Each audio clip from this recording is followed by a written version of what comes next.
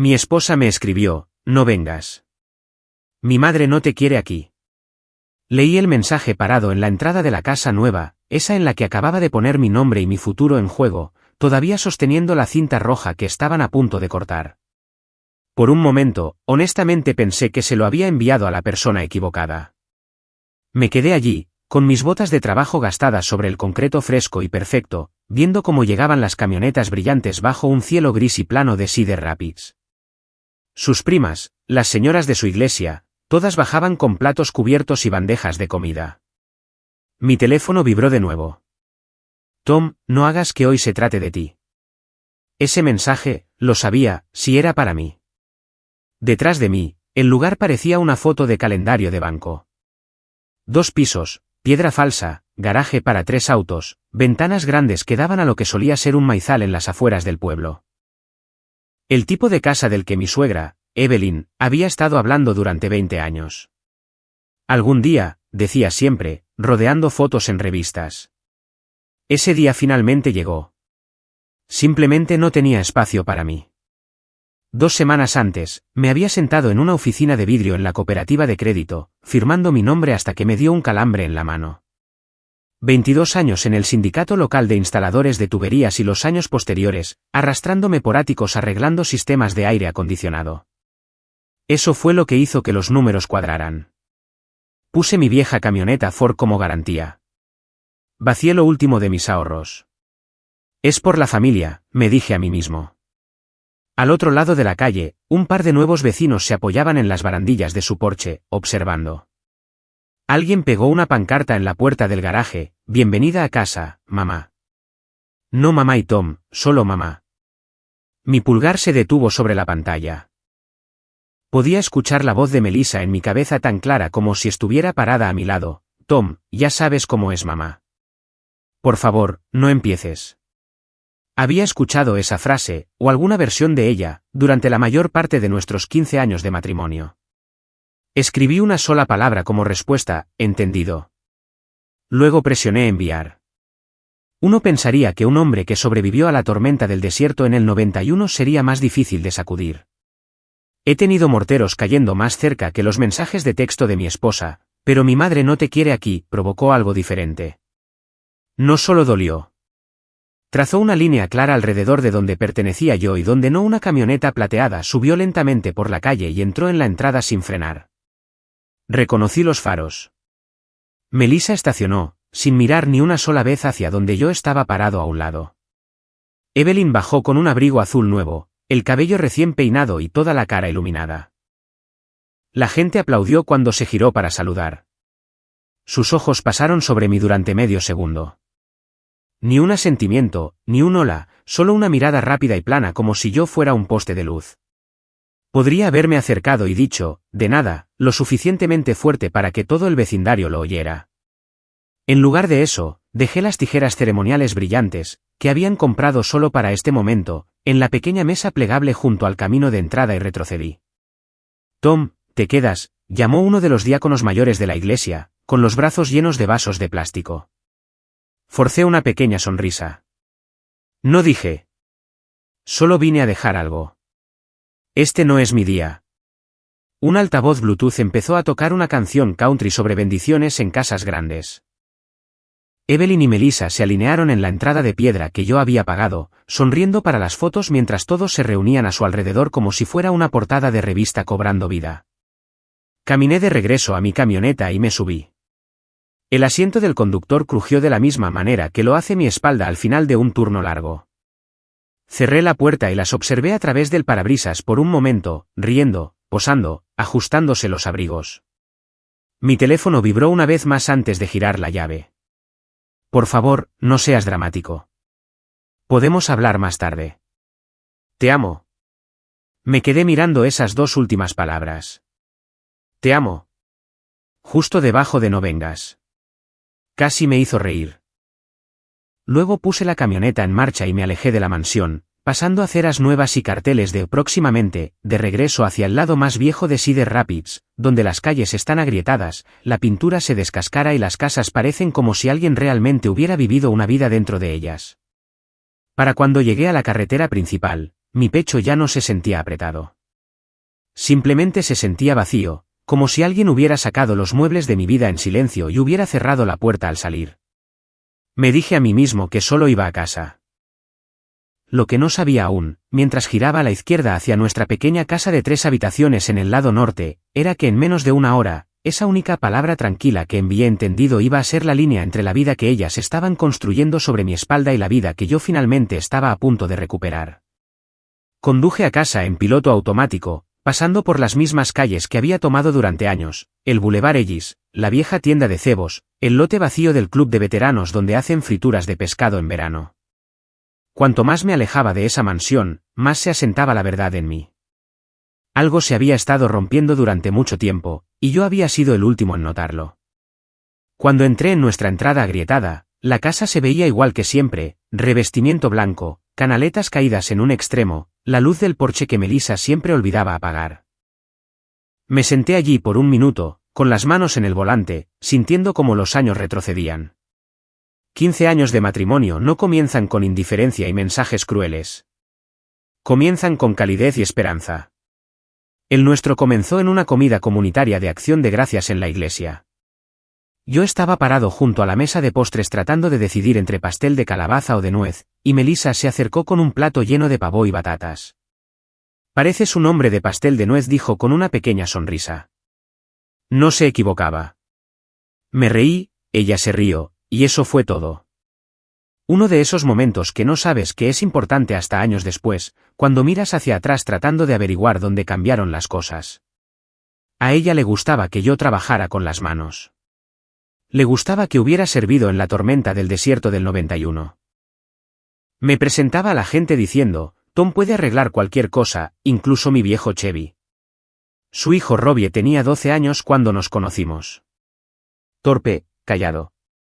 Le enseñé a cambiar las pastillas de freno y a lanzar una bola rápida.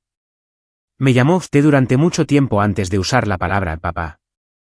Cuando finalmente lo hizo, lloré en el garaje donde nadie podía verme. Esos fueron buenos años. Viajes por carretera a Dubuque los viernes, frituras de pescado en el club de veteranos, ver llegar las tormentas desde sillas de jardín bajo un toldo de metal que yo mismo había soldado después de pasar más de 2 décadas en el sindicato. Recuerdo haber pensado en ese entonces que finalmente había construido algo que no se desmoronaría. Pero empezaron a aparecer grietas lentas, cosas pequeñas. Su madre, Evelyn, hacía comentarios como, Robbie necesita estabilidad. O, el trabajo de Tom no es de alto nivel. Siempre decía de alto nivel como si estuviera mordiendo algo agrio.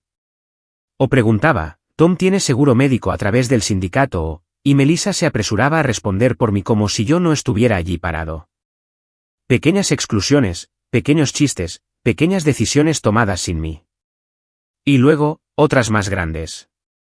Melissa comenzó a visitar a su madre 3 o 4 noches a la semana. Al principio, decía que Evelyn se sentía sola. Luego dijo que estaban planeando cosas juntas. Luego dejó de dar explicaciones por completo. La primera gran señal de alerta llegó hace 2 años. Entré en la cocina después de un turno largo, con las botas todavía llenas de barro, y encontré a Melissa y Evelyn sentadas a la mesa con una pila de papeles. Cuando pregunté qué estaba pasando, Melissa dijo, «Oh, esto es solo para ayudar a mamá a entender algunas cosas». Resulta que había usado mis ingresos para ayudar a Evelyn a obtener una preaprobación para la casa de sus sueños. De todos modos, nunca lees la letra pequeña, había dicho como si fuera una broma. Debería haber presionado más. Pero cuando estás casado, te dices a ti mismo que eres un buen compañero al no convertir cada desacuerdo en una guerra. Haces las paces. Eliges tus batallas. Y a veces, sin querer, dejas de elegirte a ti mismo por completo. Luego vino la distancia. Melissa quedándose fuera hasta más tarde, su teléfono siempre boca abajo. Discusiones que nunca llegaban a explotar del todo, pero que siempre dejaban humo en la habitación. «Siento que ya no me ves», le dije una vez. Ella suspiró y dijo, «Tom, no todo tiene que ser tan dramático». Esa palabra otra vez, dramático. Como si pedir un asiento en la mesa de mi propia vida me hiciera irrazonable. Pero aún así, seguí intentándolo. Arreglé las canaletas. Ayudé a Robbie a mudarse a su primer apartamento. Tomé turnos extra cuando Melissa dijo que su madre necesitaba dinero solo por ahora. No sabía que estaba construyendo un puente que ellas planeaban quemar detrás de mí. Esa noche, después de dejar la celebración de la mansión en la que no era bienvenido, entré en nuestra cocina silenciosa, abrí el refrigerador y me quedé mirando una botella de té helado medio vacía durante mucho tiempo. A veces, el silencio de una casa te dice cosas antes de que lo hagan las personas. Me senté a la mesa, con los codos sobre la madera que yo mismo había lijado 12 años antes, y pensé en esos primeros días, los pasteles, las risas, los viajes por carretera, los votos. Luego pensé en sus mensajes: no vengas. Mi madre no te quiere aquí. En algún lugar entre esos dos puntos, algo había salido terriblemente mal, y finalmente había terminado de fingir que no era así. No dormí mucho esa noche. Me acosté boca arriba, mirando el ventilador de techo, escuchándolo hacer clic cada vez que el bamboleo golpeaba. Alrededor de las 5:30 de la madrugada, me rendí, me vestí y conduje hasta el puesto 788 de veteranos en la avenida 16, el lugar al que siempre iba cuando la vida no tenía sentido. La puerta principal crujía de la misma manera que lo había hecho desde los años 80. Olía a café quemado, cera vieja para pisos y panqueques de algún desayuno de hace meses que nunca abandonó el edificio del todo. Un par de chicos ya estaban allí. Kenny con su crucigrama, el viejo Dale con su tanque de oxígeno, y detrás del mostrador, la misma cafetera que parecía más vieja que la mitad de los miembros. Y allí, en nuestra mesa habitual, estaba sentado Rick Carson. Rick y yo nos conocimos en la tormenta del desierto. Él tenía 21 años y estaba enojado con el mundo. Yo tenía 19 y estaba muerto de miedo.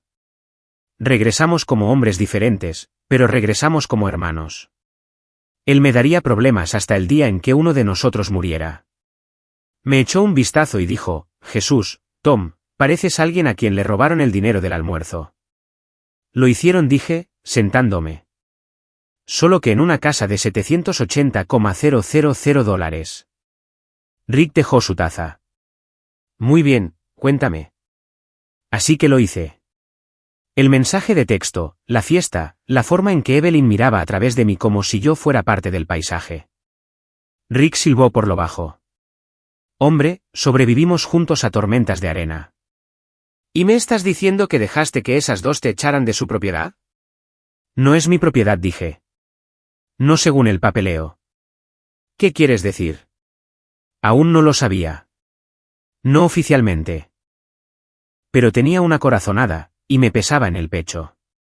Después del café, conduje directamente a la cooperativa de crédito. Eran poco más de las 8.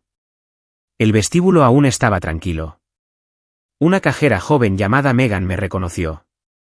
Su padre trabajó en el sindicato conmigo hace años. Buenos días, Tom. ¿Estás bien? Pareces estresado. Sí, dije. Necesito ver el expediente de esa hipoteca que firmé para mi suegra, solo para confirmar algo. Ella lo buscó en su pantalla y luego frunció el ceño. Eso es extraño. No apareces como propietario, solo como garante financiero. ¿Qué? Me incliné más cerca. Eso no puede ser correcto. Pero ella giró la pantalla, y allí estaba, claro como el agua: prestatario, Evelyn Parker ocupante, Evelyn Parker y Melissa Parker garante, Toma Istead. Yo cargaba con la deuda. Ellas eran dueñas de la casa. Yo no tenía ningún derecho, ni siquiera a poner un pie en el escalón de entrada. Mi estómago cayó hasta el suelo. Megan, dije en voz baja, firmé lo que me dijeron que era copropiedad. Ella me miró con pena. Tom, esto es lo que hay en el archivo. Le agradecí y salí a la fría luz del sol. Sentí como si toda la ciudad de Cedar Rapids se estuviera inclinando hacia un lado. Incluso el viento se sentía diferente, como si supiera algo que yo no sabía. Conduje de regreso a la mansión, con las manos apretadas en el volante. Los autos todavía llenaban la calle debido a la fiesta. La gente se estaba tomando fotos junto a las columnas del porche delantero. Caminé por la entrada, con el corazón palpitando, y toqué la puerta. Evelyn abrió la puerta lo justo para asomar la cara. Tom, ¿qué haces aquí?, preguntó, toda tensa y correcta. Quiero ver el papeleo, dije. Los papeles de propiedad. Quiero saber por qué no estoy en ellos. Estás haciendo una escena, siseó ella. Esto es vergonzoso. Solo estoy haciendo una pregunta. No tienes derecho a preguntar nada, espetó ella. Esta no es tu casa. Esa última frase me golpeó más fuerte que cualquier explosión de mortero que haya esquivado. Detrás de ella, la gente miraba. Un par de vecinos, una compañera de trabajo de Melissa, la esposa del pastor, todos mirando fijamente. Vete a casa, Tom, dijo Evelyn, con la voz baja y helada. Antes de que avergüences a Melissa. Abrí la boca, pero no salieron palabras, porque la verdad era que ya no sabía qué era casa. Caminé de regreso a mi camioneta en silencio, sintiendo cada par de ojos en mi espalda. Y luego vino el golpe final. Cuando llegué a casa, intenté llamar a Melissa. Sin respuesta. Luego al buzón de voz. Luego el mensaje de texto: estoy muy decepcionada de que estés siendo tan dramático. Esa palabra otra vez. Finalmente llamé a un abogado, un tipo que un compañero de trabajo me recomendó una vez. Escuchó, suspiró y dijo: estos casos son complicados. Si firmas algo sin leer con cuidado, es una batalla cuesta arriba. Colgué, sintiéndome como si me acabaran de decir que apagara un incendio con una manguera de jardín. Esa noche, después de una larga ducha y una cerveza que ni siquiera terminé, me senté al borde de mi cama y tomé una decisión. Había sido descartado, humillado y excluido. Pero no había terminado. Ni de lejos.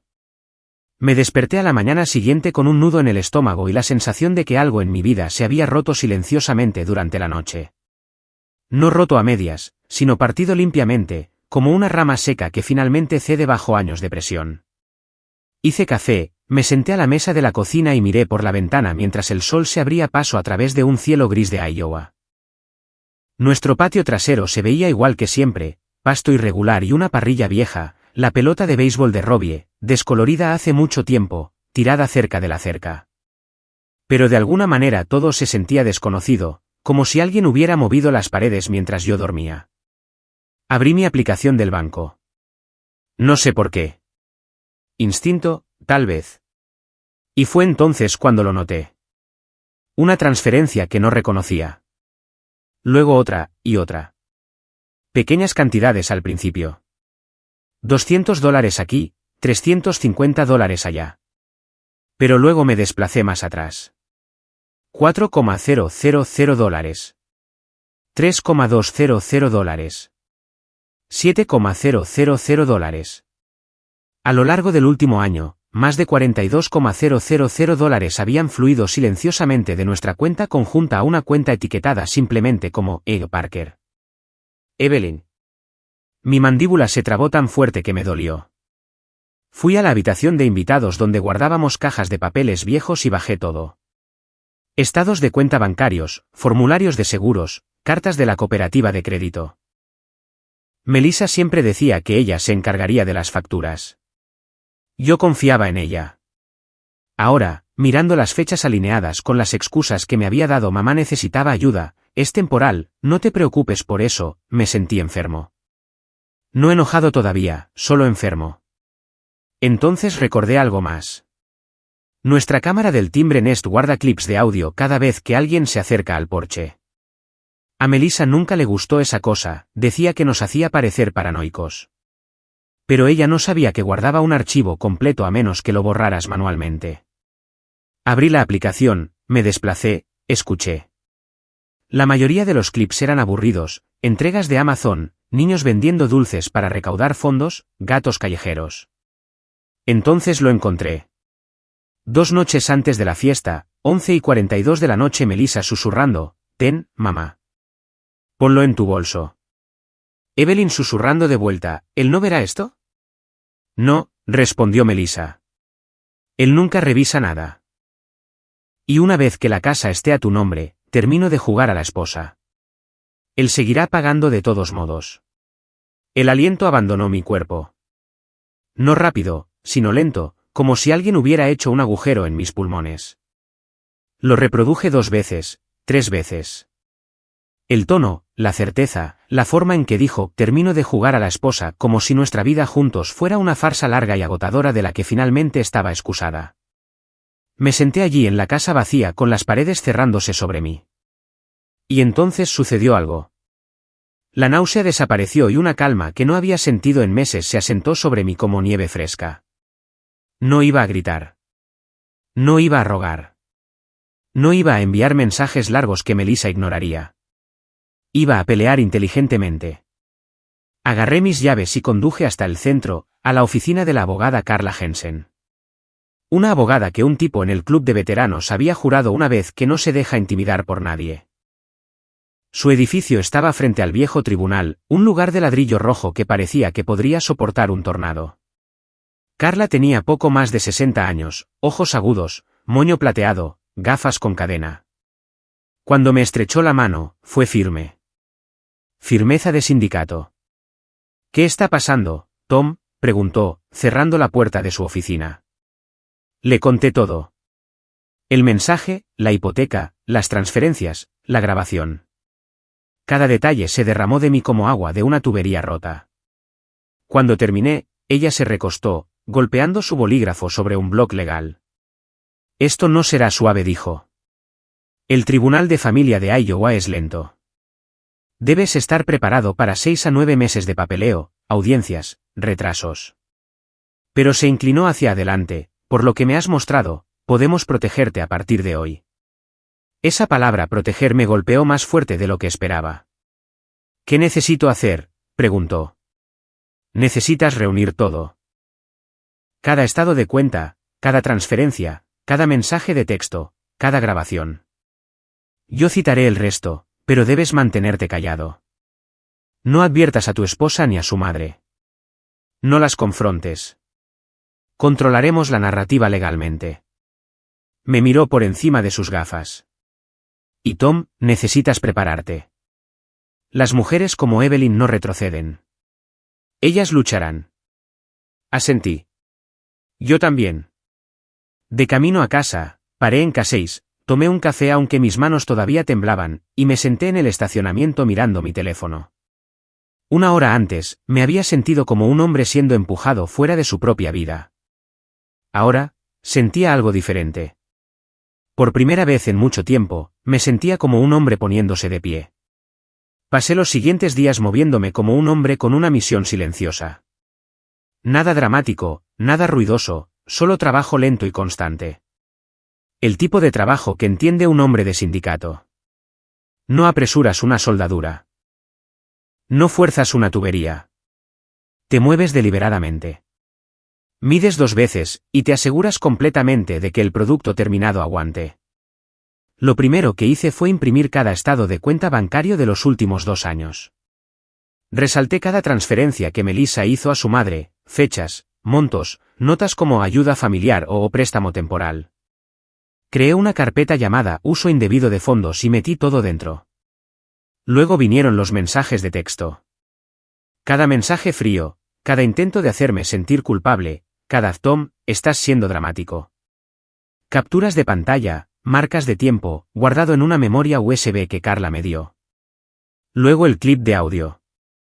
Lo reproduje una vez más, escuchando el susurro de Melissa, una vez que la casa esté a tu nombre, termino de jugar a la esposa. Incluso después de todo lo que había encontrado, esas palabras cortaban profundo. No la traición en sí misma ya había hecho las paces con esa parte. Lo que dolía era la forma casual en que lo dijo, como si hubiera ensayado la frase en su cabeza durante meses. Lo archivé bajo evidencia, intención previa. Reuní los papeles de la hipoteca a continuación.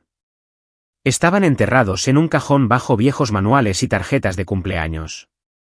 Cuando los extendí sobre la mesa de la cocina, la verdad me devolvió la mirada como una etiqueta de advertencia, garante, toma Istead. No propietario. Mi nombre en ningún otro lugar. Un año antes, cuando Melissa me entregó los papeles, había dicho, cariño, estos solo confirman tus ingresos. Ayudará a mamá a obtener mejores tasas.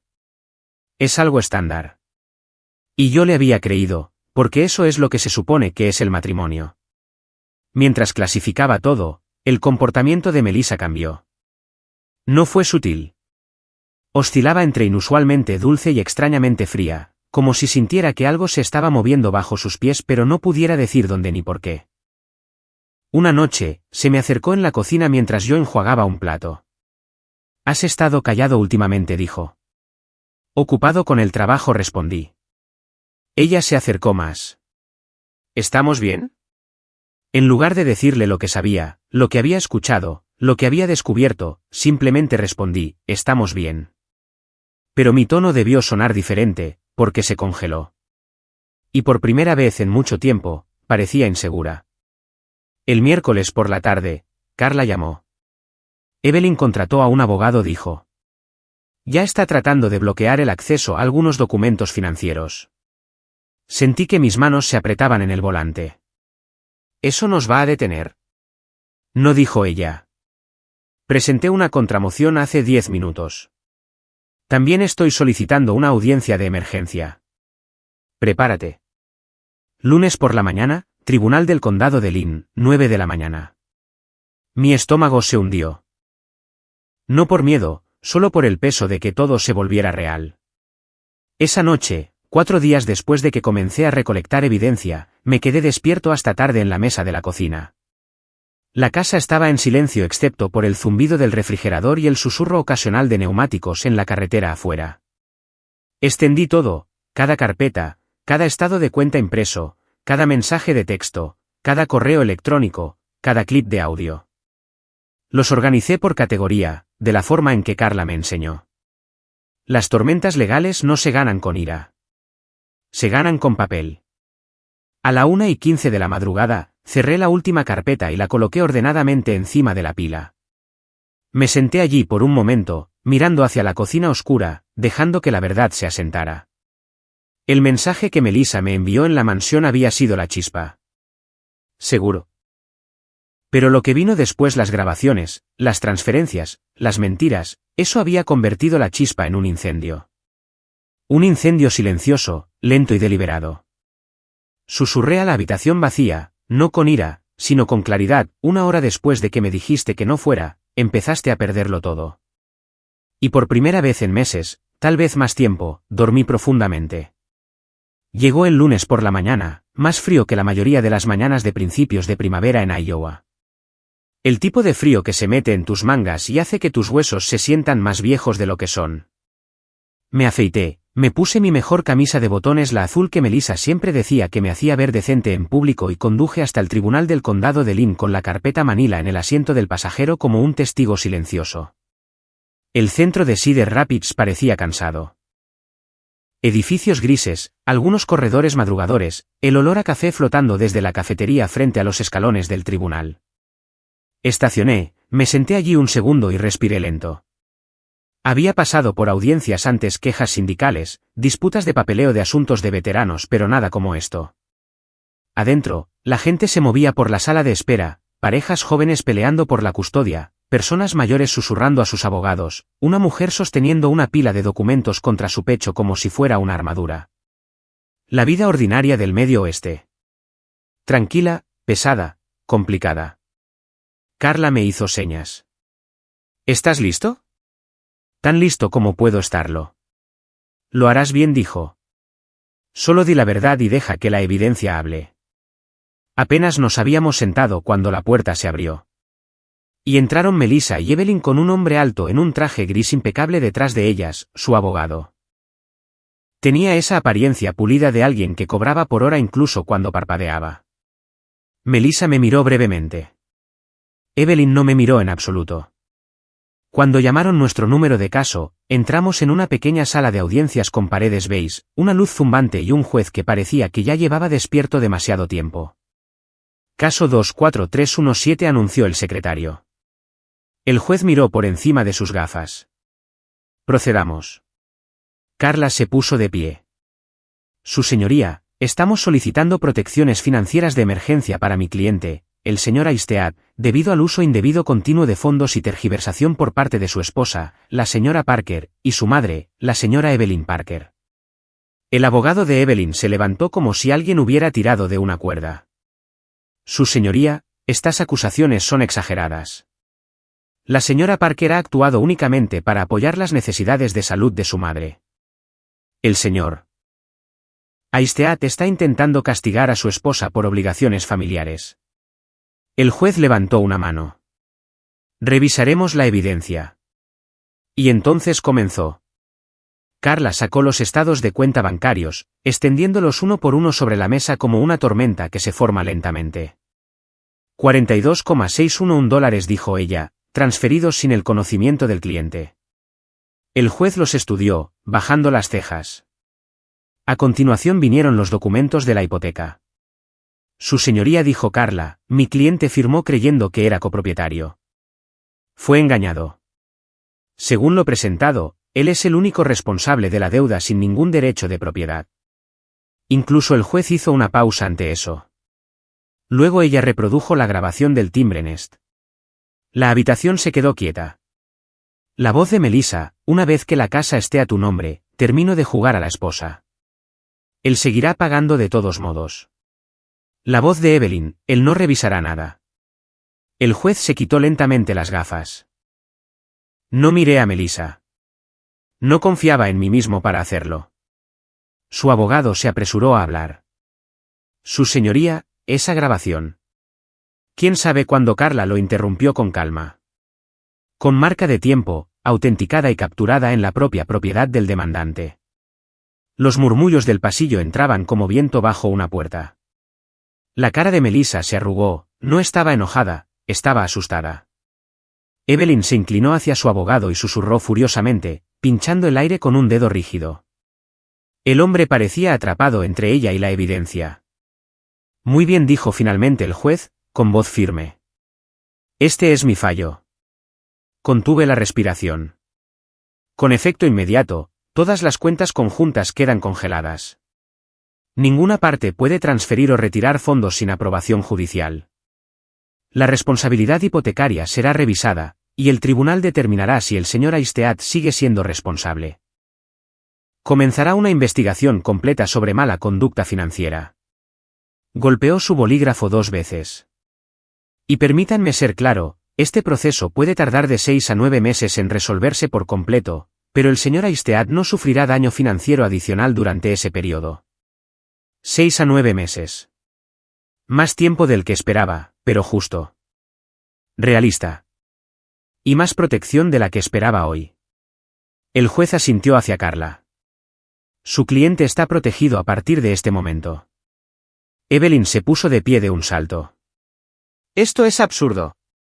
El juez ni siquiera levantó la vista. Señora, un estallido más y haré que la saquen. Ella se congeló, con los labios temblando de furia. Melissa se volvió hacia mí, con la voz en un susurro que solo yo podía escuchar. Tom, por favor. Podemos arreglar esto. Me puse de pie, reuniendo mis papeles con manos tranquilas. Ya lo hice. Carla puso una mano suave en mi hombro mientras salíamos. ¿Lo hiciste bien? Realmente bien. En el pasillo, personas que no conocía me asintieron con la cabeza. No de forma entrometida, ni con lástima, solo pequeños asentimientos tranquilos. El tipo que los hombres se dan entre sí cuando reconocen a alguien poniéndose de pie después de haber sido derribado. En los escalones del tribunal, el frío ya no se sentía tan agudo. Los 9 meses que siguieron fueron lentos, constantes y extrañamente pacíficos. No fáciles, solo pacíficos de esa manera tranquila en que se vuelve la vida cuando finalmente dejas de pelear la batalla equivocada.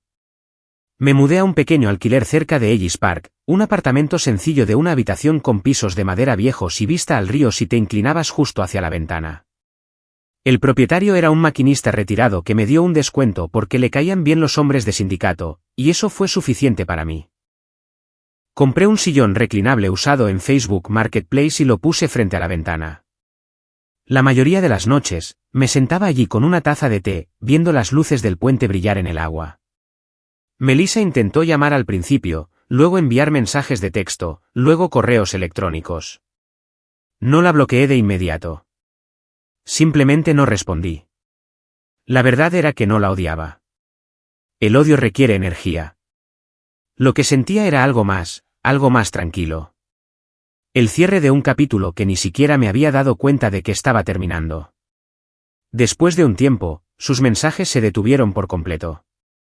El proceso legal se prolongó exactamente como dijo Carla que lo haría. Audiencias, mociones, papeleo. Pero cada vez que me presentaba, me sentía un poco más firme, un poco más yo mismo. Carla peleó como un bulldog, y el abogado pulido de Evelyn eventualmente parecía más cansado que engreído.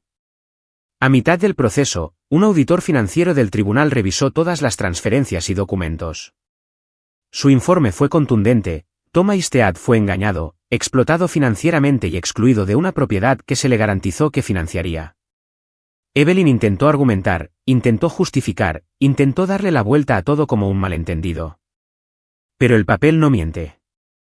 3 meses después, el juez dictaminó que la mansión tenía que ponerse a la venta a menos que Evelyn la refinanciara completamente sin mi nombre. Ella no podía. No con sus ingresos, no con su crédito, no sin mí. Esa casa, en la que no se me permitió entrar, salió al mercado al final del verano. Los vecinos susurraban, las señoras de la iglesia susurraban más fuerte. Para el otoño, Melissa aceptó la mediación. Se veía diferente, cansada, desgastada. No cruel, no enojada, solo alguien enfrentando las consecuencias de elecciones que nunca pensó que la alcanzarían. Firmó los papeles reconociendo lo que el tribunal ya había confirmado: los retiros fueron impropios, la hipoteca se construyó sobre una tergiversación, y ella debía restitución por los montos tomados de nuestra cuenta conjunta. Cuando todo estuvo dicho y hecho, el peso que había estado cargando durante años finalmente se soltó de mis hombros. Una fresca mañana de octubre, me paré fuera del tribunal por última vez. Los árboles a lo largo de la cuadra se habían vuelto de un dorado brillante, el tipo de color que solo ves unos pocos días cada año antes de que el viento deje todo desnudo. Carla me estrechó la mano. «Lo lograste», dijo. «No todos lo hacen». «Tuve ayuda», le dije. Ella sonrió. «Recupera tu vida ahora, Tom». Eso es exactamente lo que hice. Reconstruí lentamente, desayunos en pequeños comedores, largas caminatas junto al río. Domingos por la mañana en el club de veteranos, escuchando a los veteranos contar las mismas historias con el mismo orgullo. Arreglé una vieja parrilla de carbón detrás de mi apartamento y cociné hamburguesas para los vecinos. Incluso ayudé a un adolescente de al lado a parchar un agujero en su silenciador y vi la expresión de puro logro en su rostro cuando el auto dejó de vibrar. Me recordó a Robbie hace años. La vida no volvió a ser lo que solía ser, pero avanzó, y eso fue suficiente. A veces la gente me pregunta si extraño a Melissa. Lo que extraño es la idea de quién pensaba que era ella, con quién pensaba que estábamos construyendo algo. Pero la verdad es simple. Algunos finales son bendiciones disfrazadas de angustia. Y algunas traiciones son solo el universo despejando tu camino. A cualquiera que esté escuchando esto, especialmente si has sido dejado de lado por las personas que prometieron estar contigo, no estás solo. No estás loco. Y no estás acabado. Sigue caminando. Sigue de pie. Y no dejes que nadie te convenza de que tu valor depende de cuánto te sacrifiques por personas que no te ven. Si encontraste algo en mi historia: fuerza, claridad, una razón para seguir adelante, quédate, comparte tu propia historia, o simplemente dale a seguir para que podamos caminar a través de la próxima juntos.